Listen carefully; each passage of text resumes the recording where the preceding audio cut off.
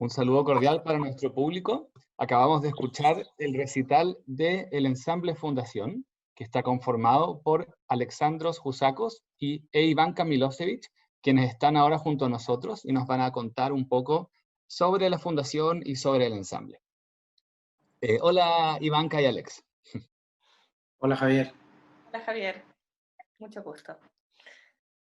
Bueno, agradecerles por haber escuchado este concierto. Gracias Javier por acompañarnos. Y contarles que el Ensamble Fundación nació como una idea muy inspirada en otros ensambles de trayectoria mundial, eh, pero nació como una idea para desarrollar uno de los pilares de nuestra fundación, que era realizar conciertos. Y en el marco de este quehacer cultural en nuestro país, decidimos hacer este ensamble, que inicialmente lo conformamos nosotros como dúo, pero que siempre intentamos invitar a músicos invitados. Por ejemplo, hemos hecho conciertos con flauta traversa, con violonchelo, y en el futuro esperamos poder ir incluyendo más y más instrumentos. ¿Ya? Entonces, nada, este ensamble tiene como misión principal el poder ir desarrollando y dando experiencia a nosotros y en conjunto con otros músicos en esta labor de la música de cámara. Bueno, Muchas gracias. es muy interesante también comentar, nosotros con Ivanka creamos la Fundación Pianos para Chile justamente en un anhelo, estando ambos en Polonia por razones de nuestros estudios de posgrado, nos maravillábamos con la posibilidad de ver tanto concierto en tantos lugares distintos, a veces pequeños salones, como lo es la Sociedad Musical de Varsovia, donde todos los jueves y todos los domingos hay un concierto. Tú sabes que si vas el jueves a las 6 de la tarde y el domingo a las 12 del día, hay un concierto. Entonces, un poco, la idea fue tratar de replicar eso y con la donación de los pianos verticales que traemos desde Polonia, justamente un poco pensamos en hacer eso. Me parece que sería interesante también para que el público nos conozca más, un poquito comentar de reseña biográfica, digamos, un poco de nuestra trayectoria. Parte tú, Ivanka, por favor, contando, digamos, tu experiencia pedagógica, o sea, pedagógica, por supuesto, pero también como alumna, digamos, o sea, tu experiencia en tu formación. Bueno, yo soy una violinista chilena, comencé mis estudios de violín a relativamente temprana edad, a los 8 años, y dentro de mi formación en Chile tuve muchísimos profesores, todos muy buenos, muy profesionales, fui una alumna muy afortunada en ese sentido, con los que estudié periodos más largos de tiempo. Fue, bueno, en mis inicios con el violinista Isidro Rodríguez, y luego en la parte ya media y con el cual me titulé en Chile fue con el violinista ruso Denis Kolobov. Con él concluí mi primera etapa universitaria en la Universidad Mayor. Y luego tuve la suerte de poder ser aceptada en la Universidad Musical Federico Chopin de Varsovia, donde estudié con dos grandes maestros, Maria Orzechowska y Janusz Kucharski. Ambos grandes violinistas y de una calidad humana importante que me reafirmaron, además de ayudarme muchísimo musicalmente y técnicamente, me reafirmaron el respeto por la música, por los procesos formativos y por la actividad profesional, ¿ya? Y en ese sentido, yo desde temprana edad comencé haciendo ayudantías y ayudando a formar a músicos más pequeños que yo, pero continué en el fondo con esa doble vocación muy natural en los músicos, que es formar nuevas generaciones y seguir desarrollando conciertos. Así que nada, me declaro una afortunada en cuanto a formación. Alexandros, ¿tú qué nos puedes contar? Bueno, yo les quisiera comentar que yo nací en Antofagasta y estudié los primeros pasos en la música los realicé allá en el Conservatorio Regional. Mi maestro en Antofagasta fue Mario Baeza Cortés. Lamentablemente ya no está con nosotros, está en otra dimensión, pero lo recuerdo con mucho cariño y siempre es un referente para mí. Luego en la Facultad de Artes de la Universidad de Chile con dos grandes maestros.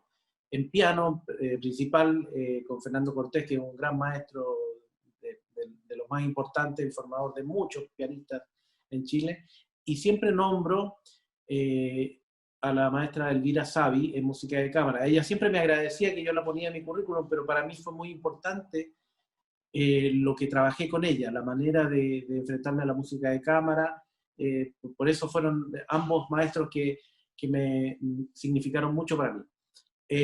Bueno, y después en la etapa formativa en el extranjero, yo me fui bastante joven a Polonia, a los 21 años, y estudié en la Academia de Bydgoszcz con la profesora Wiesława Ronowska, que viene de una tradición también muy interesante, porque ella fue discípula de Tatiana Nikolayeva en el Conservatorio de Moscú, y también con el profesor Jarosław Rzewiecki, con quien me titulé, y quien fue además, luego, años más tarde, mi tutor para la obtención de mi grado doctoral en otra universidad, en la Universidad Musical Federico Chopin de Varsovia, cosa que obtuve el año 2016, cuando estuvimos junto a Ivanka en un periodo largo en Varsovia. Entonces, un poco esa ha sido mi trayectoria como formativa, y del punto de vista de la pedagogía siempre ha sido también un tema importante para mí. Hemos desarrollado cosas a través de la fundación, y yo he sido profesor desde la fundación del Conservatorio de la Universidad Mayor hasta el día de hoy, donde también hay un trabajo muy interesante de formación de nuevas generaciones de músicos, lo cual es muy importante porque tenemos, gracias al gran movimiento de orquestas juveniles, tenemos que incluso crear más instancias formativas superiores para poder acoger a la gran cantidad de músicos que se están formando desde los más pequeños hasta los que llegan a la etapa más profesional. Vamos a conversar ahora sobre las obras que hoy fueron interpretadas. Vamos a empezar por la de Pablo Sarasate. Pablo Sarasate es un compositor de estos que tienen una doble faceta, que por un lado son intérpretes célebres, muy famosos en un instrumento, que en el caso de él es el violín, y por otro son también compositores. A lo largo de la historia encontramos varios casos así. Podemos encontrar, por ejemplo, a Domenico Scarlatti, si nos remontamos muy atrás. Después también tenemos, obviamente, a Paganini, a Liszt. Son estos virtuosos de un instrumento que recorren, que dan giras, que se vuelven realmente famosos, pero que al mismo tiempo componen obras y después ellos mismos las interpretan. Pablo Sarasate es español, un virtuoso que desde niño deslumbró, fue becado para estudiar en París, le tocó a la reina de España. Fue un personaje muy exitoso durante su vida, la verdad. Hizo una carrera de concertista en la que recorrió gran parte de Europa, viajó también a Estados Unidos. Tenía una técnica que era muy novedosa, porque tenía bastantes maestros y mucho de autodidacta también, pero tal vez lo que más destaca es esta naturalidad y gracia que tiene, que en el fondo demuestra que él dominaba muy bien el instrumento para el cual escribía. Como dato, por ejemplo, hay un episodio en el que Sherlock Holmes, escrito por Arthur Conan Doyle, se toma un tiempo para ir a escuchar a Sarasate. Interrumpe una investigación para escucharlo. Seguramente este compositor no estaría tal vez en la lista de los más conocidos, por ejemplo, como Beethoven o como Mozart, porque escribía más bien para violín. Es un poco como Paganini. Pero eso no significa que sea un compositor menor, ¿ya? Su catálogo tiene alrededor de 50 obras de distinto tipo, y una de sus virtudes es haber sido un precedente para el nacionalismo español, porque incluye muchas melodías de carácter folclórico y danzas. Hoy vamos a escuchar la romanza andaluza, ¿ya? Que es una pieza con motivos originales de Sarasate, no toma nada conocido, de carácter, eso sí, folclórico, pero comienza de manera lírica y después se va tornando virtuosa, que es una clásica transformación en las piezas que parten expresivas, lentas, y luego se van acelerando y poniéndose mucho más virtuosas. Y luego tenemos la malagueña, que es una danza española, ¿ya? Una parte muy melodiosa para violín. Ivanka, ¿qué nos podrías contar sobre esta obra? Bueno, gracias Javier.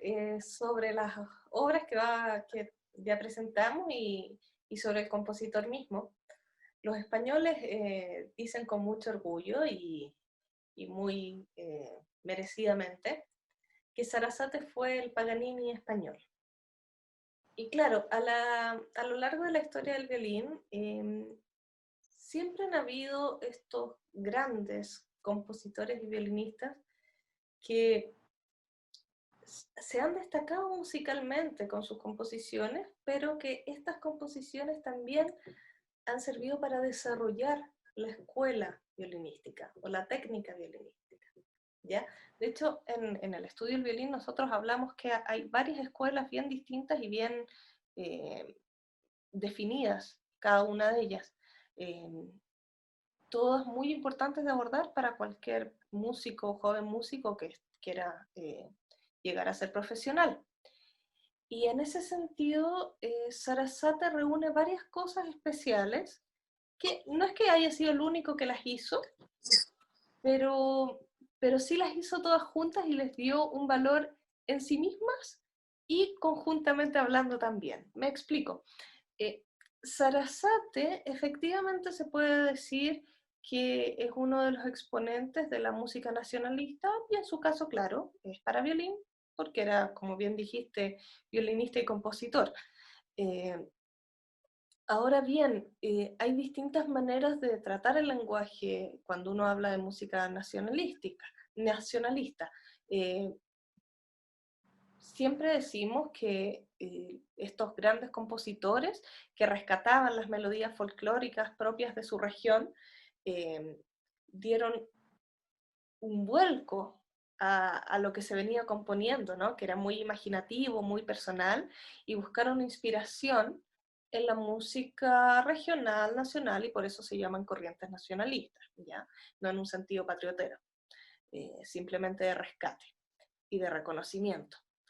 Sarasate hizo muchísimas composiciones, no todas, pero sí la gran mayoría, inspirado justamente en la riqueza musical folclórica de la península ibérica, ¿ya? Recordemos que en España cada una de las regiones incluso fueron independientes, tienen costumbres muy distintas, eh, tienen expresiones culturales muy distintas y muy marcadas, una respecto a la otra, ¿no? Y también tienen muchísimos instrumentos. La verdad no recuerdo ahora el catálogo, pero en algún momento revisé el catálogo de instrumentos folclóricos que son parte de la música autóctona española, y era gigante. Una cantidad de pitos, una especie como de acordeón o bandoneón local, muchísimos instrumentos.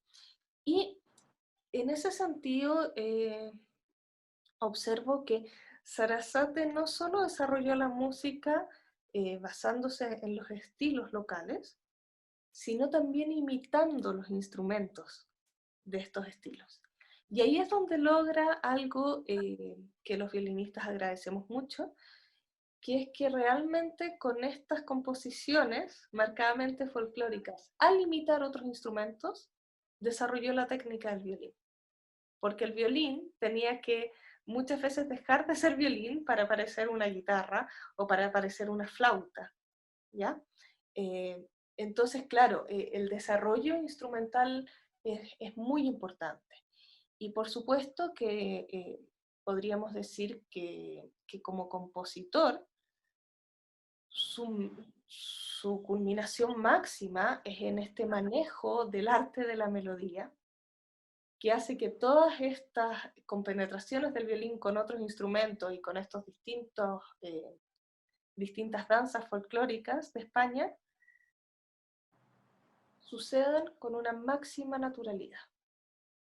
Entonces alguien que no sabe todo esto puede escuchar una bella obra para violín, ¿ya? Y eso es por el dominio que tenía él de la construcción melódica fantástico, que podría hacer saltos gigantes que eventualmente romperían la melodía sin romperla, manteniéndola. Entonces, claro, ahí el dominio del lirismo de la melodía es fundamental. La romanza andaluza, como bien lo dice su nombre, tiene las clásicas cadencias andaluzas, de las cuales yo creo que Alexandros nos va a hablar un poco más, porque él también sabe mucho de música española.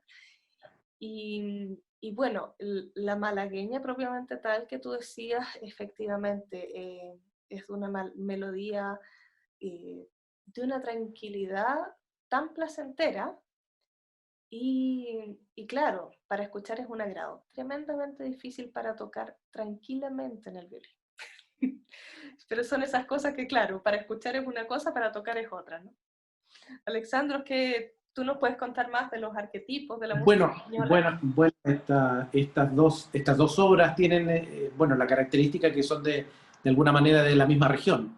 ¿Ah? Y si bien es cierto, los compositores españoles tuvieron esa notable manera de utilizar arquetipos rítmicos y melódicos eh, que a primera vista, cuando uno escucha una obra española, siente inmediatamente en los giros melódicos, escucha el cantejondo, escucha, digamos, esa cosa de alguna manera con giros árabes, ¿no? Esas pequeñas adornos nos meten a Granada, digamos, al adorno, digamos, árabe que de alguna manera es muy barroco, si se quiere, por el hecho de esa cosa churrigueresca del detalle pequeño. Y otra característica es lo que llamamos el modo de mi, que es la escala frigia, digamos, que es muy característica en la música española. Si ustedes, los que nos están escuchando, se van a un piano y tocan desde el mi hasta el otro mi, las puras teclas blancas, y las tocan de cualquier manera, les va a sonar como algo español. Porque en ese ámbito se movía mucho la música española, en esa escala, digamos, y que se le llama el modo de mi. Entonces, estos compositores tienen esa característica, especialmente Sarasate, en este caso, lo que dice Ivanka del desarrollo de la técnica del violín a la hora de poder encontrar los aromas, pero especialmente cuando imita los otros instrumentos. Yo diría que cuando uno también estudia el Iberia de Albéniz, por ejemplo, se da cuenta que también el desarrollo de la técnica del piano se agrandó muchísimo, porque son obras muy difíciles, pero se nota cuando los compositores son además muy buenos intérpretes, ¿sí? Porque si bien es cierto hacen obras de arte, pero también con un sello técnico de conocimiento organológico, si se quiere, o sea, conocimiento del instrumento para el cual están escribiendo, que es una cosa que obviamente todos los compositores manejaban, no escribían y manejan, digamos, no se escribe la música sin pensar en el instrumento que la va a tocar. Por eso también de repente es conveniente cuando estamos en la etapa formativa tocar obras que fueron compuestas con ese espíritu, digamos. Por eso en el caso de los pianistas, cuando estudiamos esas pequeñas sonatinas de Clementi, son todas pensadas de una manera formativa, que aunque uno lo hace tocar escalas para arriba, un acorde, un bajo de Alberti, etc. Entonces, en ese sentido, la música española hizo grandes aportes, y Pablo de Sarasate, por cierto que lo hizo en el ámbito del violín en estos aspectos que hemos conversado.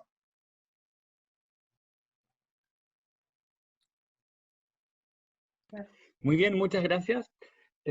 Vamos a continuar ahora con la otra parte del programa, la sonata para para piano y violín de Beethoven, en sol mayor, número 8. Beethoven es un compositor fundamental, sin duda, para la historia de la música occidental. En medio de una época en la que era muy común que los músicos, en particular aquellos músicos que escribían música instrumental, se dedicaron a una labor más bien frívola, es decir, acompañar cumpleaños, fiestas, o amenizar o relajar a los nobles, vivir en las cortes. En medio de esta época donde los músicos tendían a cumplir una función más bien servil, Beethoven decidió rebelarse e ir en contra de esto, decir, no, yo soy un individuo, la música es un arte, es filosofía. Se imbuyó de todo tipo de ideas, leyó por ejemplo a Kant o a Schelling, que eran filósofos fundamentales para el iluminismo, también para el romanticismo. Entonces fue un compositor que le otorgó a la música una profundidad que hasta entonces era bastante inusitada. Y muchas veces esto fue chocante para la gente de su tiempo, que la sentaban a escuchar una sinfonía que duraba 1 hora y que era súper intensa, que exigía que uno estuviera concentrado escuchándola, cuando en realidad ellos querían escuchar algo corto y poco menos que conversar o comer al mismo tiempo que la música estaba sonando. Entonces, en ese sentido, Beethoven fue muy innovador. Otros compositores, por ejemplo, Mozart, escribieron mucha ópera, fueron célebres por otro tipo de género, pero Beethoven estuvo casi siempre enfocado en la música instrumental, ¿ya? Orquestal, de cámara, para piano solo, por supuesto también tiene misas, tiene una ópera que es Fidelio, pero la música instrumental constituye una parte muy importante de su catálogo. Las sonatas para piano y violín son 10, las 9 primeras, entre las cuales está esta, fueron compuestas en el primer periodo compositivo, que se suele llamar así, cuando él recién estaba recién llegado, digo, a Viena, y era un intérprete famoso, recorría las cortes tocando. Esta pieza que vamos a escuchar hoy es muy especial, porque la compuso en 1803, que fue un año bastante terrible para él. Se acababan de dar cuenta hace poco de que se estaba quedando sordo. Se había ido a vivir a Heiligenstadt, que era una localidad rural cercana a Viena, donde él esperaba que la naturaleza lo ayudara, se pudiera mejorar, pero en realidad no estaba dando resultados.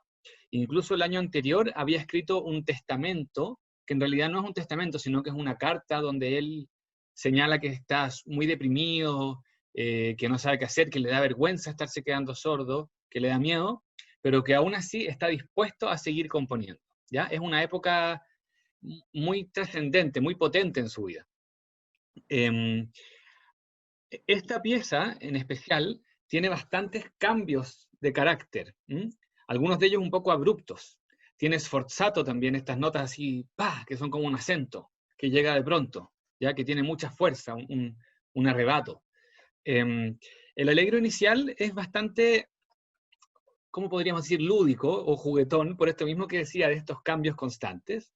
Luego viene el segundo movimiento, que es bastante largo, en proporción, es mucho más largo que los otros, y tiene carácter de danza, sobre todo en la mitad, que hay como un vals muy bonito. Hay una parte que realmente parece un vals vienés que es muy, muy dulce. Está, eso sí, lleno de ornamentos y de sforzato, como decía, este movimiento. Entonces, tampoco es una cosa que podríamos decir que es demasiado tranquila, pero sí es cálido. Y finalmente, también tenemos el final, el finale, como dice la partitura, que tiene varios motivos que parten de un material similar, ¿ya? ¿A qué me refiero con esto? Era muy frecuente que los motivos que fueran contrastantes partieran desde distintos materiales, pero en este caso son todos más o menos parecidos. Entonces se crea un efecto como de repetición constante de lo mismo, pero con mucha creatividad, porque siempre se percibe de una manera distinta. Se exploran los materiales al máximo. Hay cosas muy poco usuales, por ejemplo, en una sección que claramente es luminosa, es decir, que suena apacible, que suena más bien alegre, por decirlo en términos sencillos, se escuchan abajo unas notas muy graves sonando, ¿ya? Entonces hay como un contraste ahí, muy, muy potente. Y por supuesto también es un movimiento que exige mucho virtuosismo al que lo toca. Es difícil, técnicamente. No sé, Alex y Blanca, ¿qué nos podrían contar sobre la obra? Bueno, muy acertado todo lo que dices y efectivamente es difícil de tocar. Los tres movimientos son un gran desafío. Normalmente pasa, hay varios tipos, hay varias obras en la literatura instrumental que pasa lo mismo, que cuando uno hace una primera lectura, no toca descifrar la partitura propiamente tal. Está más o menos claro qué es lo que escribió el compositor. Y bueno, y eso es una cosa, y luego tocarlo bien en tiempo y con carácter. Y ahí sí que hay gran dificultad, ¿no? Entonces, nada, esos son los saludos de los que siempre hablan los intérpretes que dejan los compositores, ¿no? Cosa que si uno quiere tocar sus obras, pues bien, toca prepararse. La verdad, claro, efectivamente el segundo movimiento de esta sonata es el más profundo, es el más dulce, cálido y más largo. Y eso, claro, efectivamente es inusual. Esta sonata, si bien tiene una forma bastante típica de 3 movimientos, el hecho que su primer y tercer movimiento sean más cortos es algo bastante extraño. Es algo muy novedoso que creo que se une con el carácter de lo que tú decías antes, Javier, de estos motivos muy sorprendentes, ¿no? Entonces esta sonata podríamos decir que es sorprendente no en su estructura misma, no en el transcurso de los motivos uno tras otro, sino en el cómo maneja tanto la estructura como la inserción de estos motivos durante el transcurso de la obra. Y efectivamente tiene un carácter de sorpresa todo el tiempo. El tercer movimiento, claro, tú bien decías, sucede que cuando uno toca algo que comienza casi siempre igual, uno ya la tercera vez espera que va a escuchar lo que ya se sabe de memoria, porque lo escuchó 2 veces seguidas. Entonces, claro, cuando entre medio de ese camino cambia y es algo totalmente distinto, es muy sorpresivo, llamativo y bellísimo para escucharlo, ¿no? El primer movimiento para el violín específicamente tiene bastante desafío en cuanto a la gran velocidad y gran sonoridad que debe lograr, porque tiene muchos motivos de notas muy veloces entre pequeñas escalas que suben y bajan o arpegios que suben, y a veces hay que pasar de un volumen muy pequeño, de un pianísimo, a una gran explosión de sonido en una nota cortísima y sin que eso suene duro. Entonces, realmente tiene estas descargas de energía para uno como intérprete que deben estar muy estudiadas para que suenen ágiles y no pesadas por intentar hacer eso. Así que, nada, a todos los violinistas en formación les recomiendo estudiarla. No es de las más enseñadas en el momento del desarrollo, pero yo creo que es una sonata que puede dar un acercamiento a Beethoven desde una técnica violinística un poquito más perfilada que en las otras sonatas. Alexandros, no sé qué nos puedes decir tú desde el piano. Bueno, a mí me parece que es una sonata magistral. Muy de acuerdo estoy con todo lo que se ha dicho hasta ahora de la forma de la sonata. De alguna manera, ese tercer movimiento efectivamente siempre es muy parecido a la entrada, pero siempre tiene un nuevo giro que te hace llevar a otra tonalidad, modula. Y un desafío grande para el intérprete en el sentido de que tiene pasajes muy, muy complejos, muy difíciles que hacen y que están presentes abruptamente. Yo diría que eso del contraste es bien interesante justamente por eso, porque no tienes que estar con las antenas paradas completamente, porque suele suceder que te pillan desprevenidos los pasajes. Por lo tanto, requiere de alta concentración. Un segundo movimiento bellísimo, realmente con una melodía muy linda que se repite varias veces, pero con pequeñas modificaciones. Y un poquito largo, si se quiere, pero de una belleza increíble. Y el primer movimiento también tiene eso, que parte muy, muy rápido y con mucha exactitud. Hay que tener una articulación muy buena y una coordinación con el violinista, con el violín perfecta, digamos, para poder interpretarla de una manera lo más, digamos, honrando al compositor de esta gran obra que cierra un ciclo de 3 sonatas del Opus 30, digamos. Esta es la Opus 30 número 3, que son 3 sonatas increíbles. Digamos, cierran este capítulo del Opus 30 y luego ya viene la Kreutzer, que es la que sigue. Así que en general yo espero que hayan disfrutado de este programa, tanto con Sarasate como con Beethoven. Bueno, y como es una tónica en estas entrevistas finales desde los conciertos, queremos que nos acompañen en las transmisiones que estamos haciendo en este año y que se están extendiendo hasta finales de diciembre. Es un ciclo muy grande de conciertos dedicados a distintas localidades que hemos tenido en la temporada 2020. Claro, cabe la pena destacar que, como bien contaba Javier, Beethoven compuso esta sonata sumamente positiva en el momento en que él comenzó su etapa de encierro, ¿no? En el que comenzó su sordera. Entonces, definitivamente tenía ahí un impulso de trascender la historia y un impulso y una fuerza por su existencia importante.